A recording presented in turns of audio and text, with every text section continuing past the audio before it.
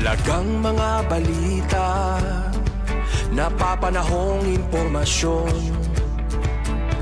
Kami ang inyong gabay pag may bagyo at sakuna.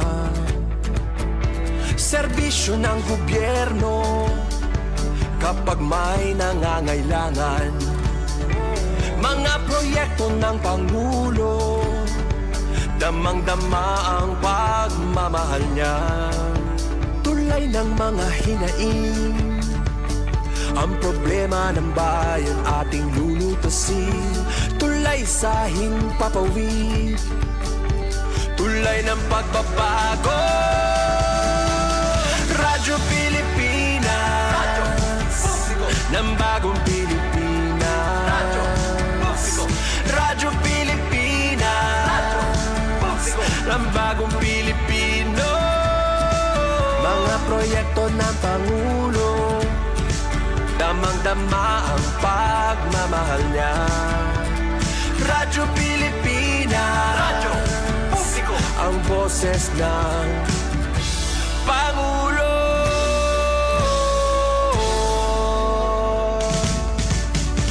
Karamay nyo kami, kahit malayo man kami nakakarating. OFW magsasaka, buhay ay iba't iba, san mang lugar ng bansa natin. Tulay ng mga hinaing, ang problema ng bayan ating lulutasin. Tulay sa himpapawid, tulay ng pagbabago. Radyo Pilipinas, Radyo Publiko ng bagong Pilipinas. Radyo Publiko, Radyo Pilipinas, Radyo Publiko ng bagong Pilipino. Mga proyekto ng Pangulo, damang-dama ang pagmamahal niya. Radyo Pilipinas, Radyo Publiko, ang boses ng Pangulo. Radyo Publiko, Radyo Pilipinas, Radyo Publiko, Radyo Pilipinas. Ito ang Presidential Broadcast Service. Radyo Pilipinas, Radyo Publiko ng bagong Pilipinas para sa bagong Pilipino. Naghahatid ng mahahalagang balita at impormasyon na guugnay ng pamahalaan sa sambayanan. Tulay sa himpapawid ng serbisyo publiko. Radyo Pilipinas, Radyo Publiko, ang boses ng Pangulo. Sa Kalbayog, 82 AM. Radyo Pilipinas, Radyo Publiko, Radyo Pilipinas, Radyo Publiko.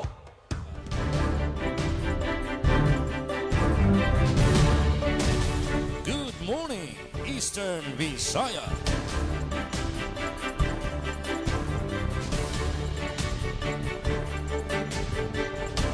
Oras naton, mga kasangkayan. Just minutos na ang naglabay sa alas 8 san aga. Maupay nga aga sa aton nga tanan and Happy New Year! Webes nga edisyon sa natong programa, first day sa tuig 2026, bag-o nga tuig 2026, Enero 1.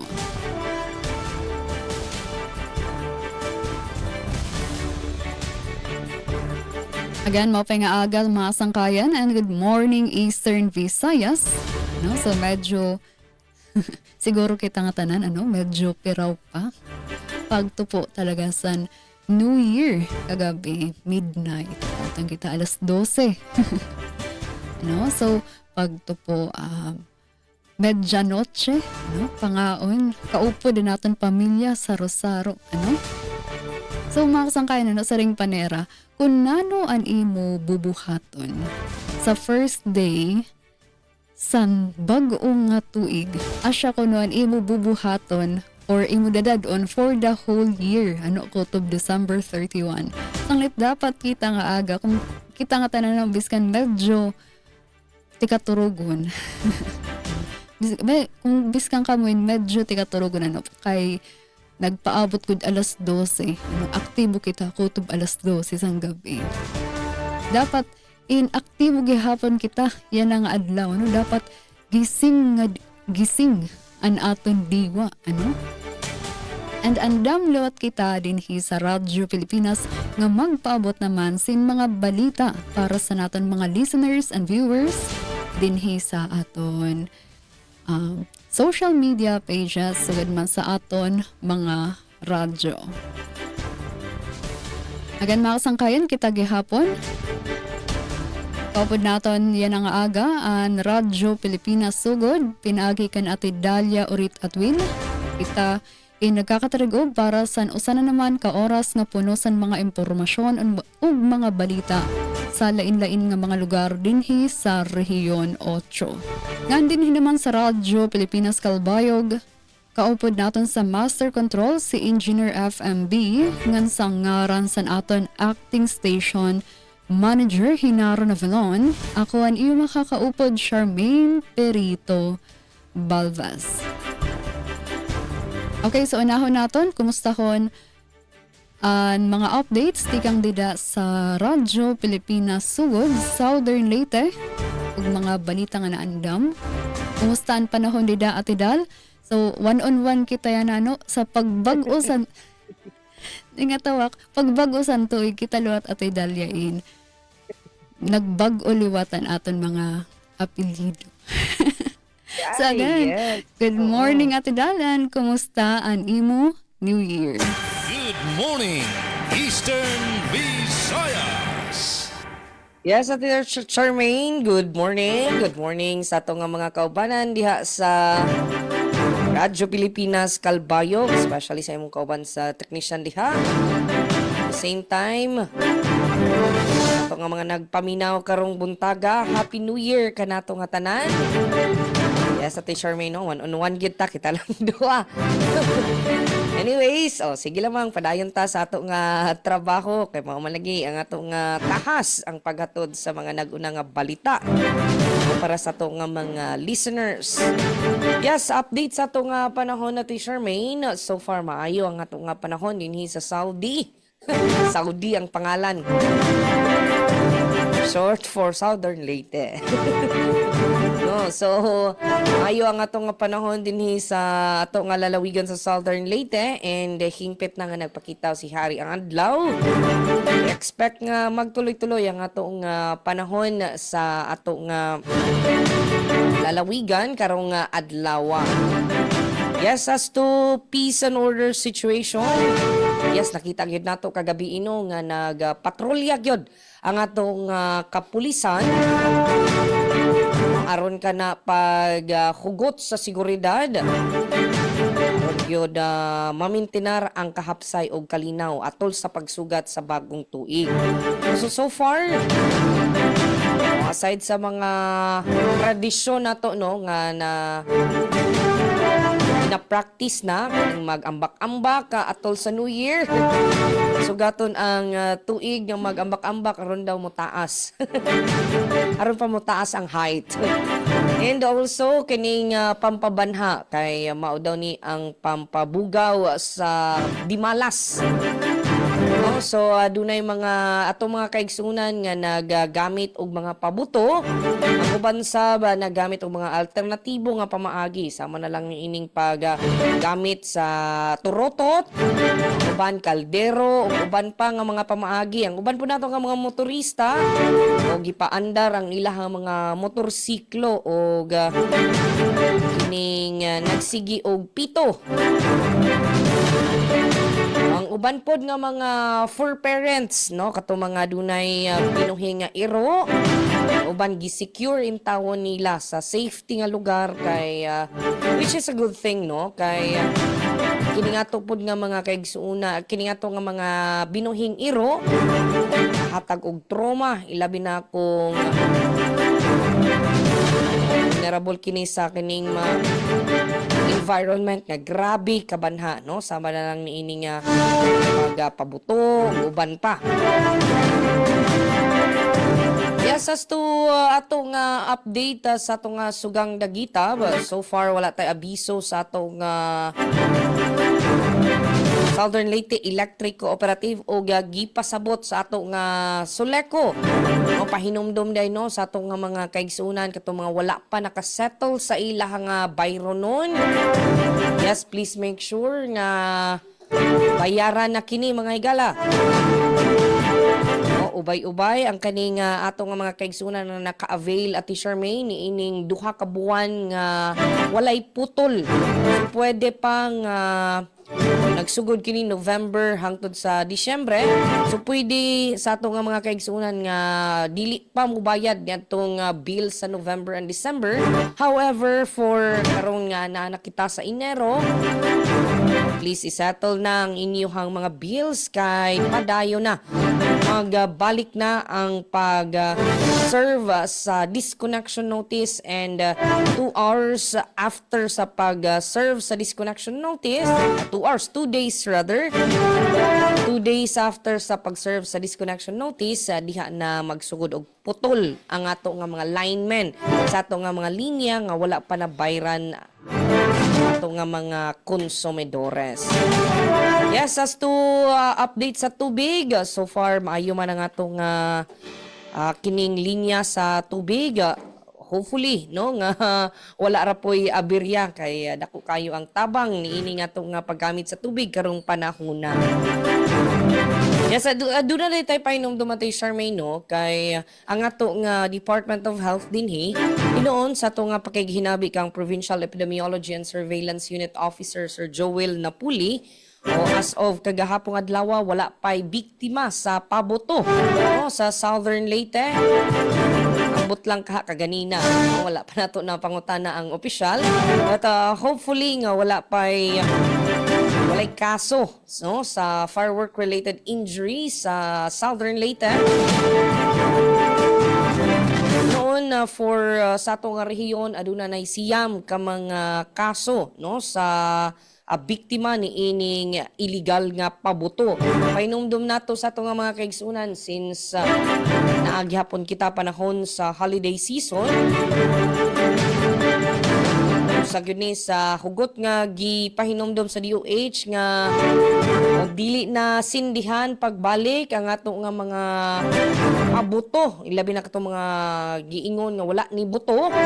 Ayaw na in town to baliki kay ba sinugmaong hinuon to'y hinungdan no nga madisgrasya. Also, banlawan og tubig ang katong mga pulbura. Basin og mao hinuntoy hinungdan nga maka-spark or maka-ignite og sunog. No? So hopefully nga hapsay og malinawon ang ato nga pagsugat karong tuiga no? Sa unang adlaw sa 2026. Alright, arita sa ato nga mga nahipos nga balita para karong adlaw nga Huwebes. Southern Leyte, kapin 150 kahigayon nga gilinog sud sa tuig 2025. Mga apektadong pamilya sa Bagyong Tino sa Tumasawpos nakadawat og tabang pinansyal gikan sa DSWD. 50% nga tax discount alang sa magbayad og real property tax sa Silago. Ipatuman sugod karong buwan sa Enero. Samtang sa Kamasinhon, gisurrender ang iyang armas sa PNP. Uy, padayon dahil po nato no, nga gi-encourage ato nga mga kaigsuunan at sa katong mga dunay improvise nga mga pabuto ingon man kining armas katong mga expired na ang lisensya ni ini palihog ta sa pagtahan ni ini sa ato nga mga otoridad aron gyud makalikaya sa posible no, nga higayon nga makapabuto ta sa ato nga mga armas. No, so palihog ta pag surrender ni ini sa atong PNP no, aron sa hustong disposisyon ni ini mga higala. Atong oras alas 8:21 sa buntag. Good morning, Eastern Visayas! Damang salamat sa nimo mga pasiuna at Idalia Abiara Urit at Will. Tigang naman dida sa Radyo Pilipinas Sugod. Nalilipat pa ako. Masasanay Ate Dal. Okay, so kagabi na't Ate Dal, usak sa mga nagluksulok sa liwat pag midnight. Kasi Yes. siya yung mga Wow, wari di ba tradisyon na natin, Charm? sa mga wari Oh, pinagpala sa height na. Anak ko nasawa, actually, Same wari here. na lumukso na pausak nga ni. Kaya nano ko na naglukso-lukso. Aw, taas na nga na ako nasawa. Ah, Okay, so, napansin natin paglibot natin sa gawas. Calbayog City Fire Station sa misa kagabi in nagbantay liwat sa mga simbahan para sa dagmit ng mga emergency responses in Gasuman, and before pa siton in nagbantay liwat sa mga fire hydrants para masigurado kung kinahanglan gamiton in functional or waray obstruction sa lugar sa fire hydrants. Okay, so sa pang update, tikang naman ini maupay nga balita tikang sa Youth Development Office San Samar. Kundiin, okay, formal nga gin-establisar sa provincial government an Office of the Provincial Youth Education and Sports Development Office. Inaaprobaran na an appropriation ordinance San Samar number 18-562-25. So sa ini nga karagsingon, mga kasangkay mas matututukan na sa probinsya sa Samar ang mga kabataan, ang edukasyon ng sports ug mas damo paliwat nga mga programa ang ginalauman nga iglalansar para sa paghulma sa talento sa aton mga kabataan nga Samarnon. Ngano sa pang-update, okay, related gihapon sa paputok. Kundiin may adali mga kaso san paputok dinhi sa probinsya sa Samar nga record. Usa tungod sa sparkler, firecracker, quitis, plapla, ngan usa nga di nila ini nga na-record sa Samar. So tama to Ate Dal nga kung ano man ang mga paputok, may da kami lima. Kung ano man nga mga paputok nga waray gumana, diri na naton gamitan pa otro, kay may da posibilidad nga sumabog otro. And kumiskan niya na Ate Dal, pag tigawas ko sa balay, may dilagi hapon, feeling ko buga adto nga ako, pausak nga ni diri na dadakop. Di ba illegal iton? oh, illegal, yes, sa lantaka, kanang sumpay-sumpay na lata. Tapos bang kadelikado talaga kay sumpay-sumpay, what if magbungkag ang sugad, Yes. Okay, so update sa pagtaga-tubig sa Calbayog Water Company Incorporated. So good news sa mga concessionaires, waray service advisory nga ginpalusad hiunong san pagkawara san abid san tubig sa aton mga gripo, and update san pagtaga kuryente sa Malco 1. Usa pa nga good news mao ni Inaro 1. Waray luwat service advisory nga ginpalusad ang buhatan hiunong naman san pagkaparong san kuryente. Okay, para sa mga balita nga naandam dinhi sa Radyo Pilipinas Calbayog, 5 nga kaso sa firework-related injuries na record sa Samar Provincial Health Office. Samar PPO na aresto ang rank 8 most wanted sa NCR Police Office. LGU Paranas ginpabugatan ang kontribusyon sa senior citizens ngan kabataan sa pag-uswag sa bungto ngan solar power system gin turnover sa LGU Palapag. Ini nga mga balita ug iba pa nga sumat aton igsusunod sa second part sa atong programa Good Morning Eastern Visayas. Good morning, Eastern Visayas.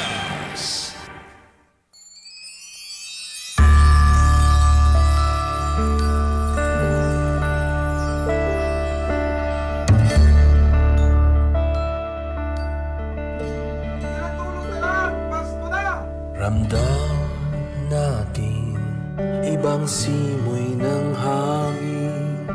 Ito ay tanda na mayroong darating. Pagsilang ng sanggol doon sa Bethlehem, siya ang nagligtas ng kasalanan natin. O Aba, pa nalimutan na natin ang siyang tunay na diwa ng Pasko. Mag-alay sa ating kapwa, lalo't di pinagpala. Tayo ay magmahal ng walang kapalit. Ang tunay na Pasko ay tayo. Ano man ang ginagawa natin, ang Pasko ay pagmamahalan, pagbibigay, kapatawaran. Ang Pasko ay ikaw at ako. Iba-iba man ay isa tayo. Bagong Pilipinas, bagong Pilipino, yan ang tunay na diwa ng Pasko. Sana'y maghilom na mga sugat natin, kahit iba-iba paniniwala natin. Kaya ngayong Pasko, magkasundo tayo. Pareho lang naman, maganda ang hangarin. Ang tunay na Pasko ay tayo. Ano man ang ginagawa natin, ang Pasko ay pagmamahalan, pagbibigay. This is the celebration of the birth of Jesus, and to once again dedicate ourselves and our lives to that service. Iba-iba man ay isa tayo. Bagong Pilipinas, bagong Pilipino, yan ang tunay na diwa ng Pasko. Ang tunay na Pasko ay tayo. Ano man ang ginagawa natin, ang Pasko ay pagmamahalan, pagbibigay, kapatawaran. Ang Pasko ay ikaw at ako. Iba-iba man ay iisa tayo. Bagong Pilipinas, bagong Pilipino, yan ang tunay na diwa ng Pasko. Yan ang tunay na diwa ng Pasko.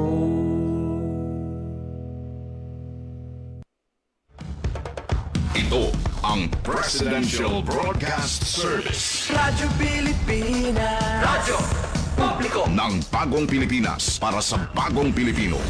Naghahatid ng mahahalagang balita at impormasyon na guugnay ng pamahalaan sa sambayanan. Tulay sa himpapawid ng serbisyo publiko. Radyo Pilipinas, Radyo Publiko, ang boses ng Pangulo. Sa Kalbayog, 882 AM. Radyo Pilipinas, Radyo Publiko. Good morning, Eastern Visaya. Oras naton, 30 minutos na ang naglabay sa alas 8 sa naga. Second part sa natong programa para sa detalye sa naton mga balita, aton inahon si Ate Dalia Urit at Will, tikang sa Radyo Pilipinas, Sugod. Good morning, Eastern Visayas. Yes, Ate Charmaine, good morning pagbalik. Good morning sa atong mga kaubanan. ni sa Radyo Pilipinas Sugod. Sa ngalan niya sa itong station manager, Sir Dindo Alaras. Hindi ninyong alagad sa kahanginan, Dalia Oritatwe. Ngayon ka ba na to sa Master Control, Kuya Rito Cabales. Alright, ning butuha, ito nang ihatod ang hingpet nga detalya sa mga balita nga nahipos sa Tibok Pwersa sa Radyo Pilipinas sa Radyo Publiko Sugod. Sa itong naguna nga balita, 15% nga tax discount alang sa magbayad og real property tax sa Silago. Ipatuman sugod sa Enero. Aniyang report ni Aljon Malo. Radyo Pilipinas Report. Yes, Aljon. Sa pagsulod sa bagong tuig, makadawat og discount ang mga taxpayers kinsang mobayad sa real property tax. Naasaran sa Municipal Treasurer's Office kon MTO Silago nga makatagamtam sa 15% nga discount ang magbayad gikan Enero 2 hangtod 30 nining tuiga. Samtang 10% usab ang ipatuman nga discount sa mga magbayad gikan Pebrero 2 hangtod Marso 31 nining tuiga. Kalabot nini, giahwag sa MTO ang mga taxpayer nga magbayad og sayo sanglit gawas sa madawat nga discount malikayan usab ang taas nga pila. Balita gikan sa lungsod sa Silago para sa Bagong Pilipinas, Aljon Malot. Radyo Pilipinas, Radyo Publiko. Yes, daghang salamat sa imong report, Sir Aljon Malot. Good morning, Eastern Visayas. Para sa siyahan nga balita sa Radyo Pilipinas, Calbayog, 5 nga kaso sa firework-related injuries na record sa Samar Provincial Health Office. Pamatian tan detalye matikang kansuzat pretensyo. Radyo Pilipinas Report. Pinaagi sa Disease Surveillance Yuletide Monitoring sa Samar Provincial Health Office o Samar PHO, tikang Desyembre 21 tubtob 30, 2025, may na-record nga 5 nga kaso sa firework-related injuries. Labot la sini, 88 nga kaso sa mga sakit nga diri nakakahawa o non-communicable diseases, sugad sa paghitaas sa presyon, panluya sa kasing-kasing, ngan iba pa nga kondisyon ang na-record. Ginkikitangan ini nga mga kaso kadam-an tungod sa sobra nga pagkaon, kakulangan sa pagpahuway, ngan kabutlaw sa pag-andam sa pamilya para sa Pasko ngan bag-o nga tuig.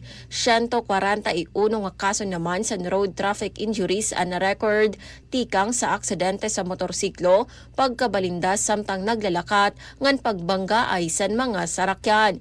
Ginpapahinomdom sa otoridad ngan sa Samar PHO nga likyan ang pagpaputok sa delikado nga paputok, labi kung may kabataan sa balay, maghinay-hinay sa pagpadalagan, ngan sumunod sa balaod trapiko para malikyan ang disgrasya, ngan atamanon ang panlawas, diri kumaon sa sobra, ngan diri kalimtan ang pagpahuway. Pahayag sa Samar PHO nga ang malipayon nga selebrasyon in mas talwas kung may disiplina ngan malasakit. Para sa Bagong Pilipinas, Suzette Pretensyo, Radyo Pilipinas, Radyo Publiko, Calbayog. Damong salamat sa nimo report, Suzat Pretensyo. Good morning, Eastern Visayas.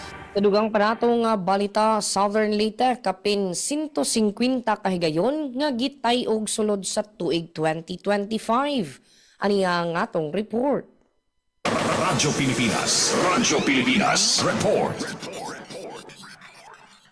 Muabot sa 153 kahigayon nga gitayog sa linog ang probinsya sa Southern Leyte sa tibuok tuig 2025 sumala sa record sa Philippine Volcanology and Seismology (PHIVOLCS).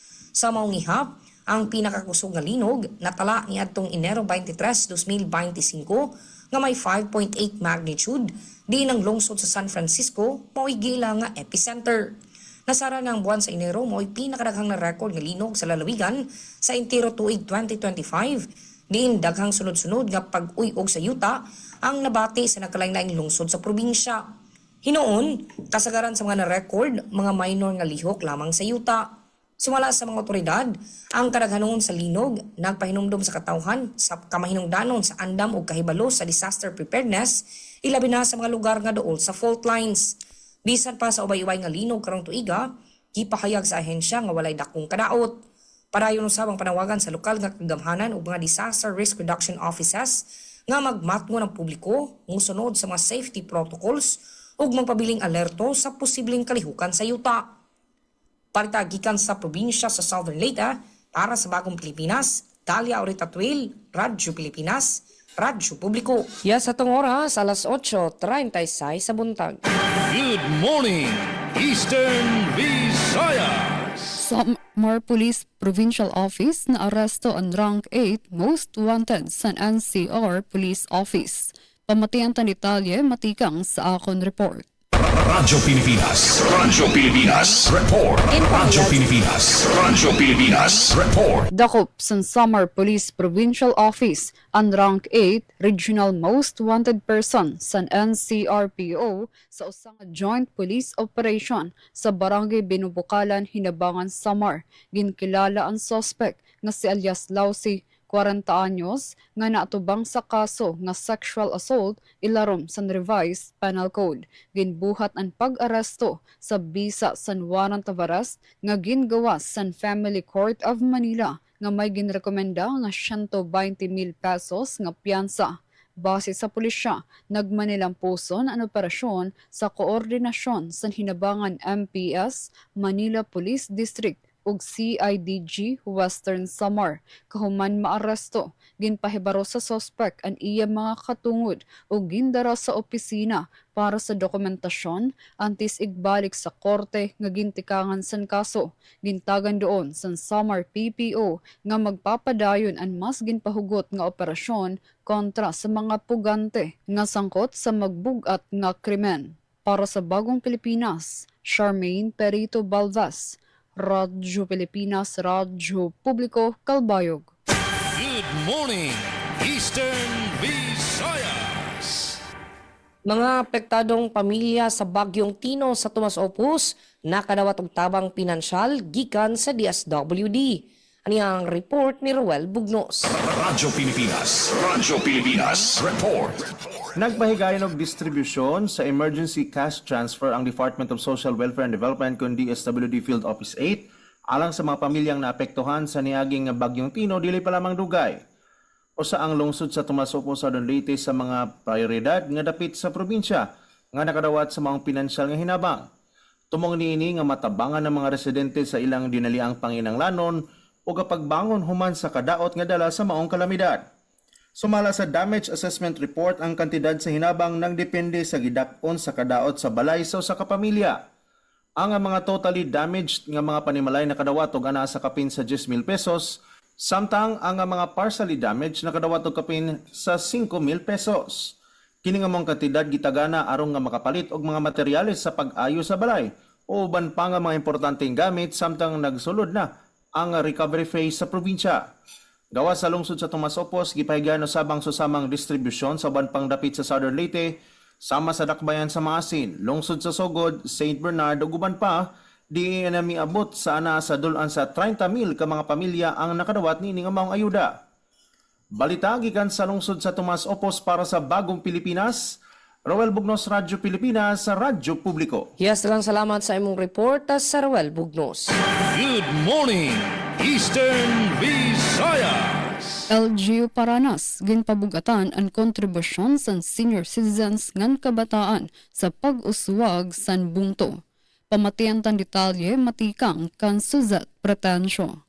Radyo Pilipinas. Radyo Pilipinas. Report. Ginpahayag san gobyerno lokal san Paranas nga ang katapusan san tuig inpuno san kalipay ngan pagpasalamat durante san program update and implementation review kom Senior Citizens Day.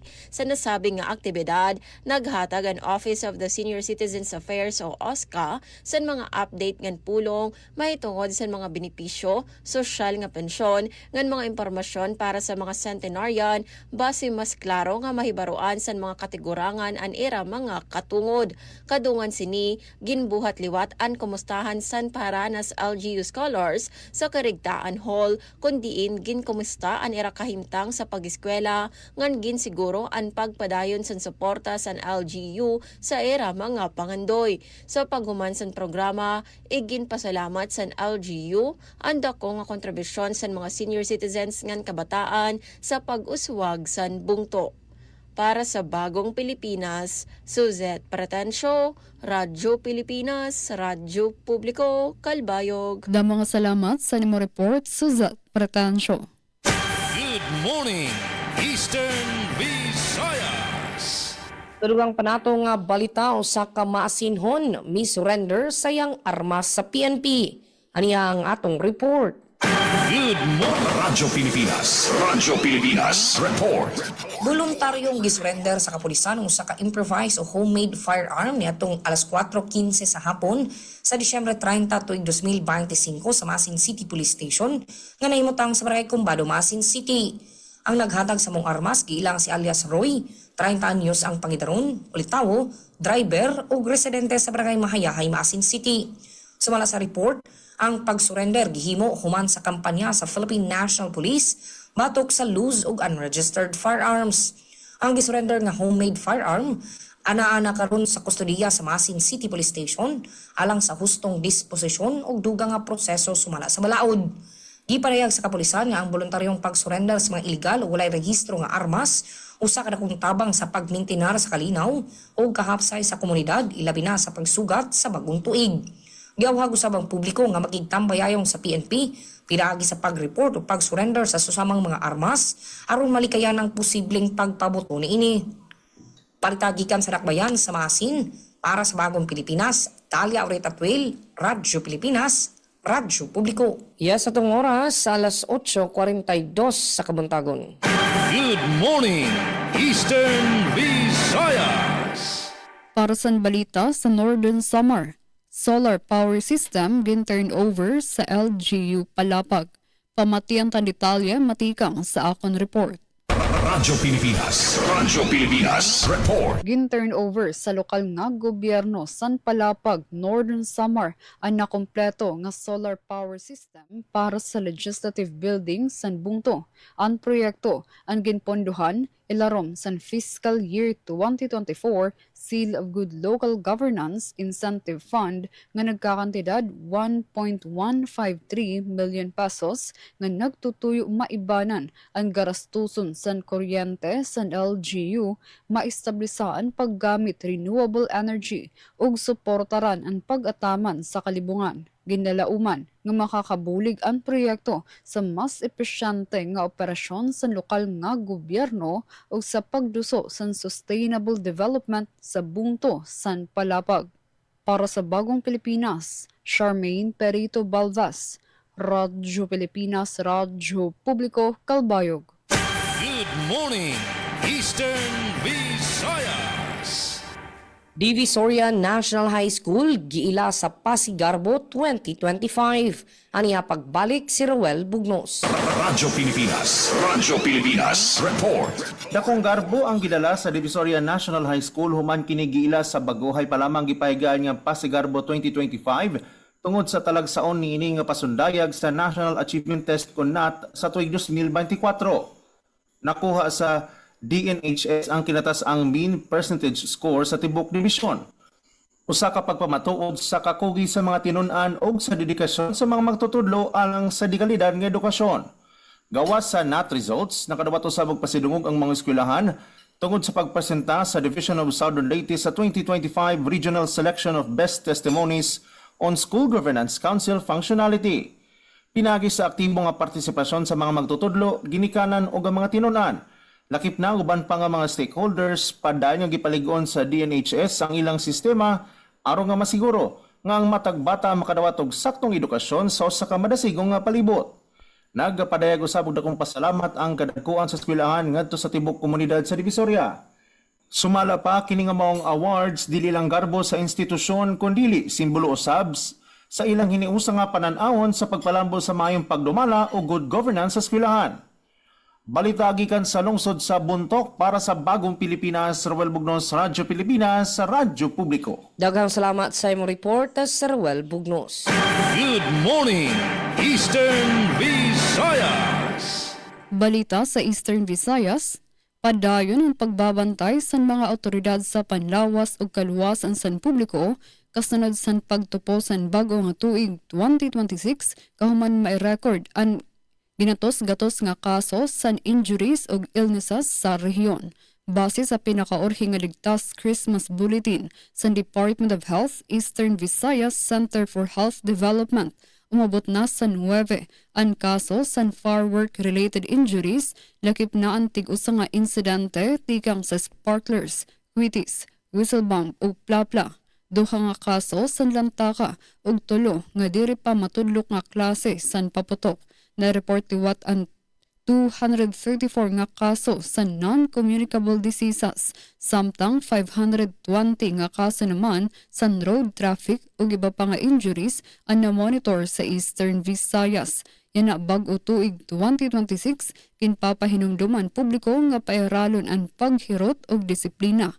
Paghatag doon pa sa mga awtoridad nga ang tinuod nga diwa sa selebrasyon mao ang safe ug healthy nga pagtikang sa bag-o nga tuig kaupod ang pamilya. Good morning, Eastern Visayas. Tadugang nato nga kalambuan, command inspection gihimo sa mga gimuntar nga Police Assistance Desk or PADS sa Dakbayan sa Maasin. Ani ang atong report. Radyo Pilipinas Report. Isip kabahin sa Ligtas Paskuhan 2025 nga kampanya, nagpahigayon og command inspection ang Deputy Chief of Police sa Maasin City Police Station nga si Police Lieutenant Bianci Joshua Ferolino kagahapong adlaw aron susihon ang kahimtang sa mga deployed beat patrollers o mga Police Assistance Desk o PADS nga gipahimutang sa estratehikong lugar sa syudad. Tumong sa mga inspeksyon ang pagsiguro sa kaandam, klaro nga presensya o paghatag pasalig sa publiko sa pagmintinar sa kalinaw ug kahapsay, ilabi na karong panahon sa holiday season.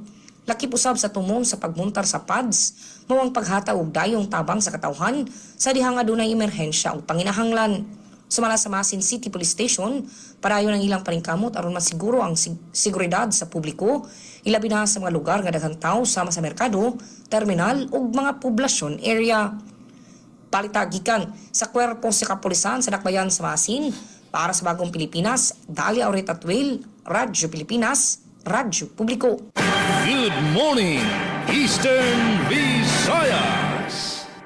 Formal na nga gin-establisar sa lokal provincial nga gobyerno sa Samar ang Office of the Provincial Youth Education and Sports Development Officer kumulain nga departamento kahuman maipasar ang Appropriation Ordinance No. 18-562-25. Ilarom sa ordinansa, ginpahilawig ang anay nga Provincial Youth Development Office ada ilarom sa Office of the Governor. Lain sa Youth Development, sakop na luwat san bag-o nga opisina ang pagpausuwag san edukasyon sa nga tanan nga level ug ang pagpatuman san mga programa sa sports nga nakatutok sa grassroots level. Katuyuanan sa nasabing pitad nga mas mapakusog ang mga programa para sa kabataan, edukasyon ug sports sa bugos nga probinsya san Samar.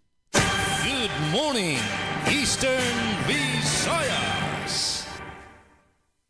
Batanong atleta sa hinunangan, padayon ang pagkulit og dungog sa taekwondo. Ani ang report ni Aljon Malot. Radyo Pilipinas Report. Padayon ang paningkamot sa usa ka batanong atleta sa hinunangan Southern Leyte nga makulit og dungog sa natad sa taekwondo. Nasaran nga malampuso nakuha ni Sofia Lorena Pala ang black belt sa gipahigayong official promotion test sa Philippine Taekwondo Association Regional Management Committee 8A dili pa lamang dugay. Nasaran kang Shala Resma nga sinapala ang labing una nga nakakuha og black belt gikan sa Shala Taekwondo Warriors sa hinunangan chapter. Matod ni Resma nga ang kalampusan ni Napala mamahimong inspirasyon sa mga kagrupo niini. Mahinumduman nga ni salmot na sa nagkadayang kompetisyon si Napala din lakip nini ang Batang Pinoy 2025 National New Face of the Year Kirogi Championship ug nagkadayang regional tournament. Balita gikan sa lungsod sa hinunangan para sa Bagong Pilipinas sa Aljon Malot, Radyo Pilipinas, Radyo Publiko. Good morning, Eastern Visayas. Sa tapusan nga balita dinhi sa Radyo Pilipinas Kalbayog, balita sa Northern Samar.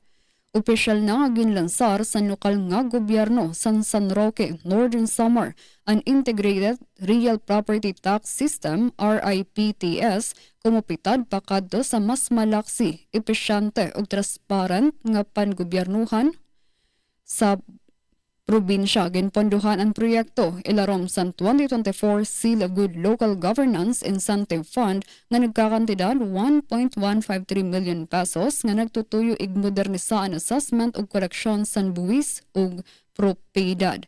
kaupod san paglansar, ginpangunahan ni Mayor Maria Abalon ang pagperma sa Memorandum of Agreement sa GCash nga maghahatag san safe nga digital payment option para sa mga nagbabayad san buwis. Ginpahayag naman sa DILG Northern Samar ang padayon nga suporta sini sa mga LGU nga nagduduso san good governance, transparency ug digitalization como parte san mas maayos nga serbisyo publiko sa mga residente.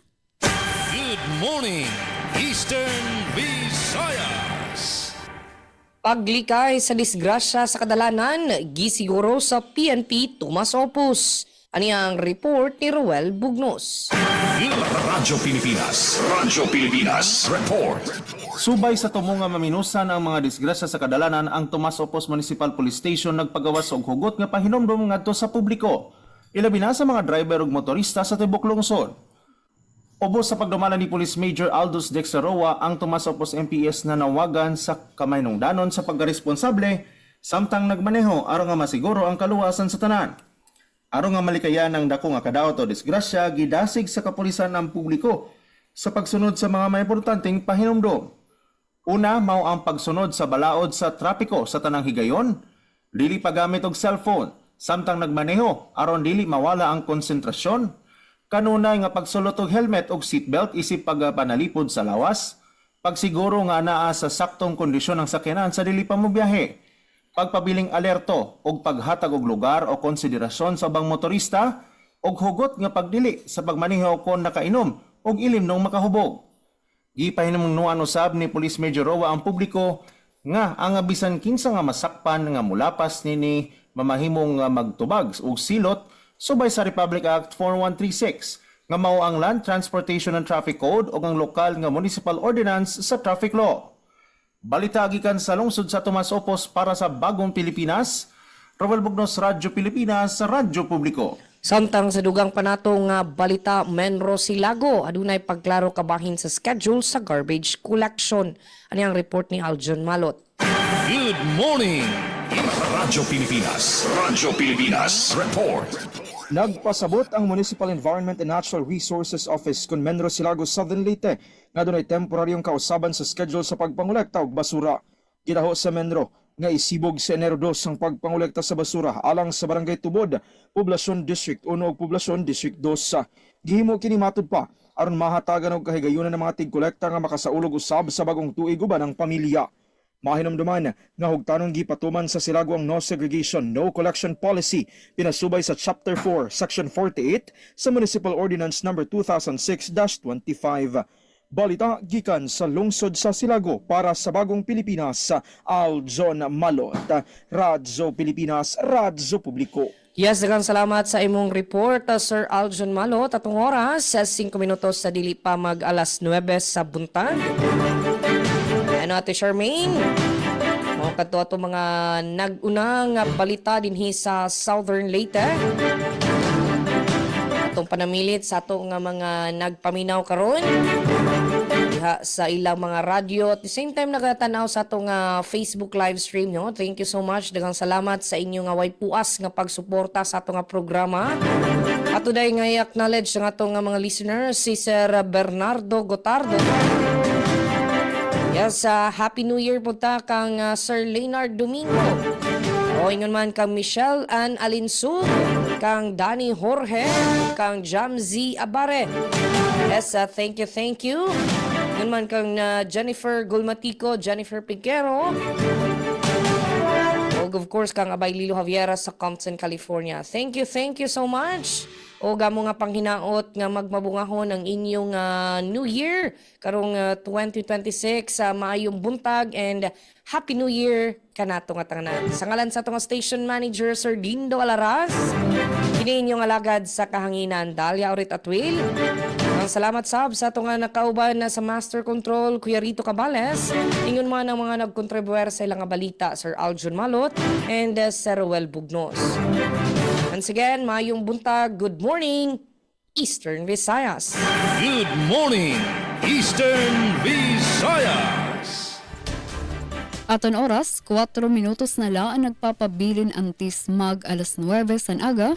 Damang salamat sa nimong partisipasyon at Idalia Orit at Will Tigang dida sa Radyo Pilipinas Sugod and sa mga kaupo dida sa Master Control ngan sa bugos nga pwersa sa RP Sugod sa pagpanguna ni SM Dindo Alaras.